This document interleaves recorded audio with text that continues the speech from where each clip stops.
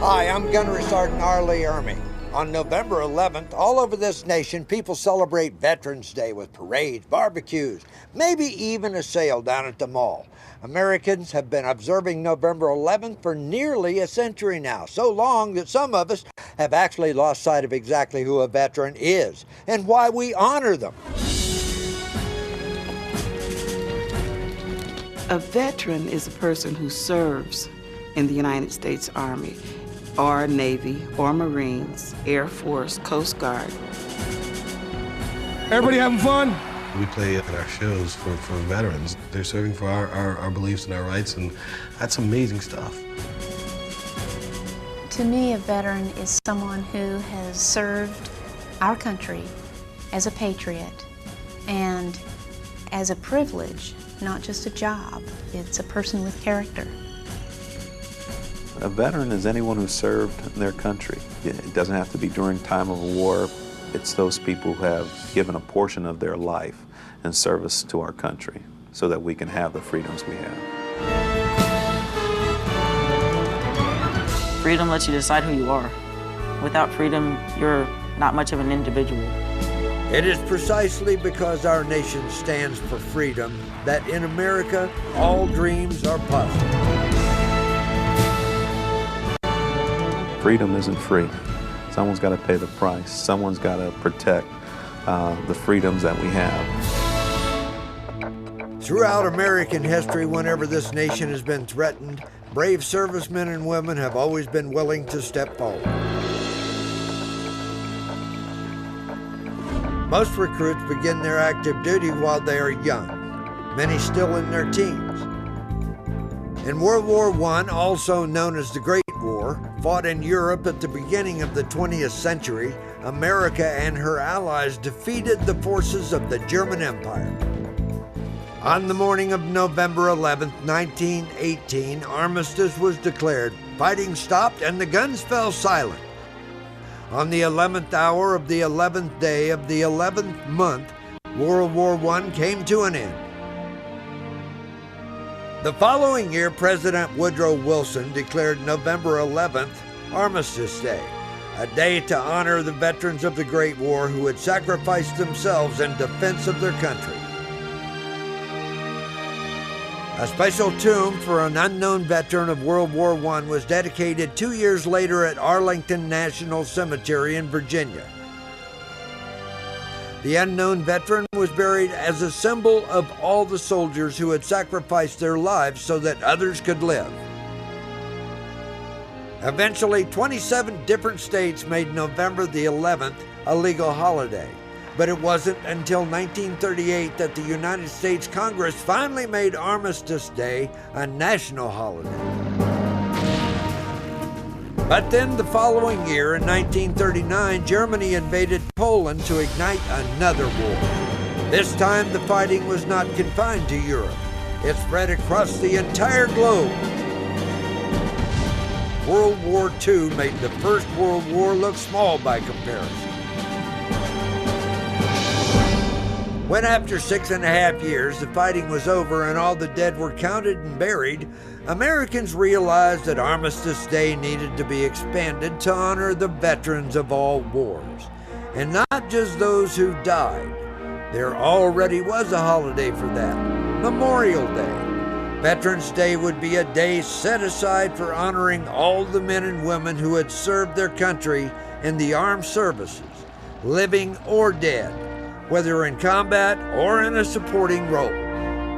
Finally, in 1954, President Dwight D. Eisenhower, who as a general had led the Allied forces to victory in World War II, officially proclaimed November the 11th as Veterans Day. Veterans are proud to have sacrificed a portion of their lives in service of their country, and many of them have found that they've been richly repaid in the form of life experiences that they would never have received otherwise.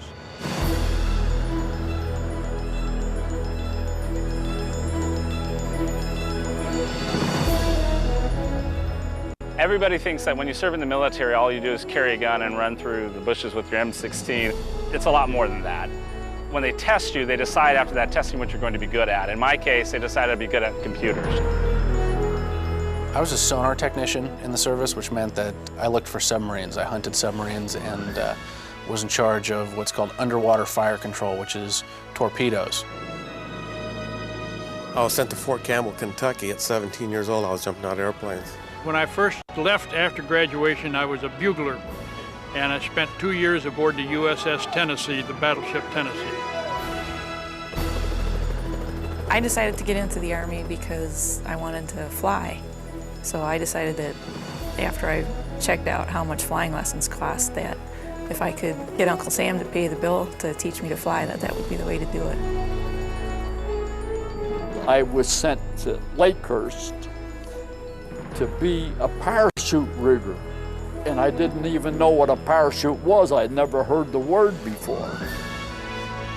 I was a nurse in the Navy, Air Force, and Army. I had this top secret job, which they offered me, which was really interesting because I had no idea what really a top secret job was, and because it was top secret, you couldn't ask anybody.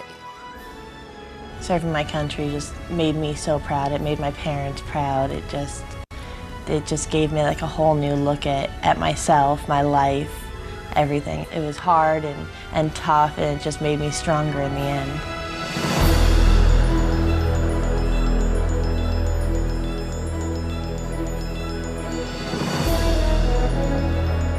Serving your country is often a family tradition passed proudly from one generation to the next. When I was a little girl, my daddy talked to me about when he served in World War II and the Korean War.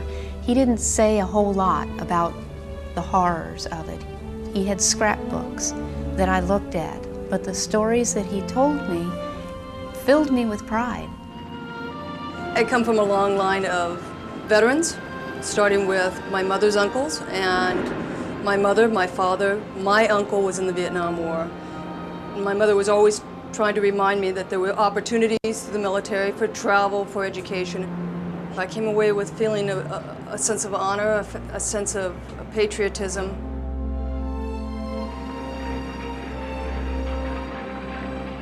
My father served during World War II. My wife was a Navy nurse during the Vietnam War. I have 2 sons who are currently serving on active duty, both of whom saw duty in Iraq.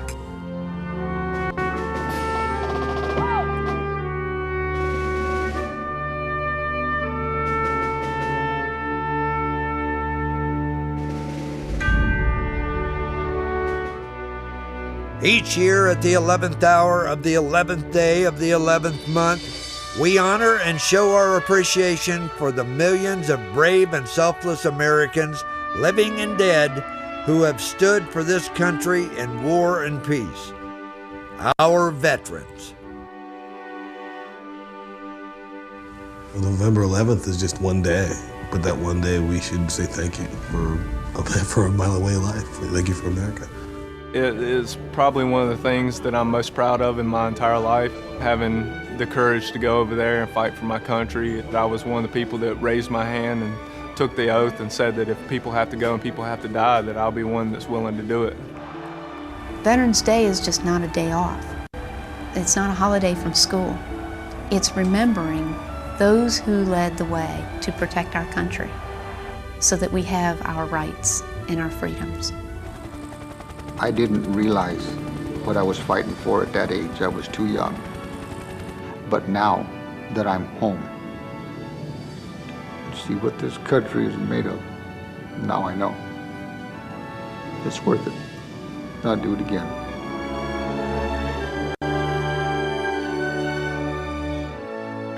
This year on November the 11th, if you know any veterans, just give them a call. Say thanks. Thanks for safeguarding our lives, our families, and our freedoms. Thanks for everything. Semper Fi, carry on. My name is Ken Maas, and I was drafted into the United States Army in June of 1971. I was stationed at Fort Lewis, Washington for 2 years. My job in the Army was as a statistician. I was fortunate enough that I didn't have to get involved in an overseas conflict. Most of the time, during that period of time, we were getting out of Vietnam, so I didn't have to go over there.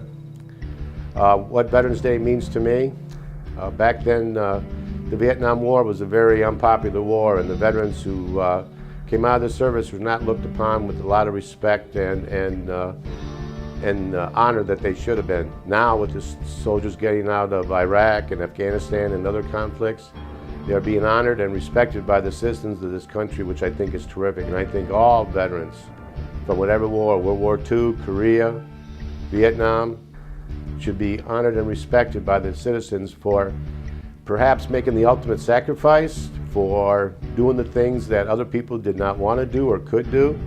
And it's just something that I know that I gave 2 years of my life to enjoy the freedoms that I enjoy now. And I just think that the veterans should be honored for the service that they've done. Hi, my name is David Blackwell. I'm married to Susan Blackwell, who some of you may know. And I'm here today to talk to you about Veterans Day and what that means. I grew up in the U.S. Air Force. My father was a fighter pilot. I spent a lot of years moving between places every couple of years, watching my dad fly away, go on deployment, come back. And then after I graduated from high school and attended some college, I went and joined the Navy. I learned a valuable trade in the Navy. I spent about 20 years in the Navy, again moving every couple of years. But more to that is the pride that I get from being a part of the defense of this country. I spent a lot of years underwater doing things that were ranged from, well, boring to hilarious. But it was all in a good name, and that name was to defend the country. A lot of people nowadays are out there defending our country in very dangerous ways. And I just want everybody to understand the sacrifices that those folks go through. It's a very big honor to have served this nation in our military. And I had a lot of fun doing it at times.